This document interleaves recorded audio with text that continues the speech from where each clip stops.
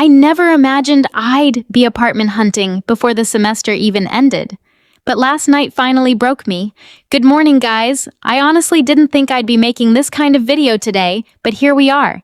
If you've ever had a roommate who made you question your sanity, you'll probably understand exactly how I'm feeling. So let me show you what my morning usually looks like. The first thing I do every day is make my bed because it's literally the only part of the room that stays clean. Everything else, that's a different story. My roommate is, let's just say, we have very different definitions of cleanliness. There are always clothes on the floor, empty takeaway containers sitting around for days, dirty dishes that somehow never make it to the sink, and random things scattered everywhere. Sometimes I wonder how one person can create so much mess in such a small room. I've tried cleaning the room a few times because I like living in a clean space, but after a while, I realized I was basically cleaning up after another adult, so I stopped. The funny thing is, she's actually a nice person. We don't argue, and we've never had a big fight. The problem is, I'm not good at confrontation. I hate awkward conversations, so every time I think about telling her how I feel, I convince myself it's not worth the tension. Then there's the other issue. She brings boys over, a lot. Sometimes I'm in the middle of studying, and suddenly the door opens. Sometimes I'm just trying to relax after classes. Sometimes I wake up from a nap and realize someone I don't even know is sitting in our room.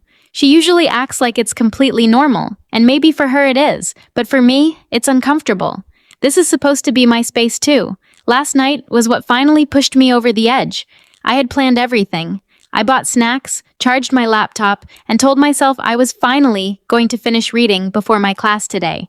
I was actually feeling productive for once. Then, around the evening, she walked in with another guy. They started talking, laughing, playing videos on full volume, and acting like they were the only people in the room. I kept waiting for them to leave. An hour passed, then another. At that point, I couldn't concentrate anymore.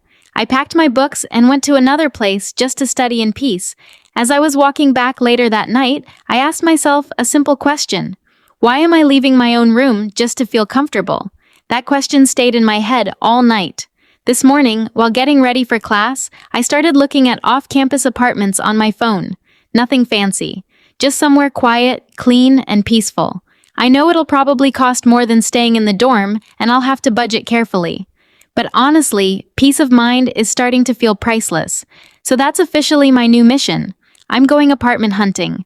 Hopefully, I'll find a small place where I can study without distractions, sleep without unexpected visitors, and finally come home feeling relaxed instead of stressed.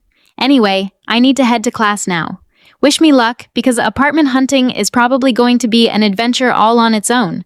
And if you've ever had a roommate that tested your patience, tell me your story in the comments. I'd love to know I'm not the only one.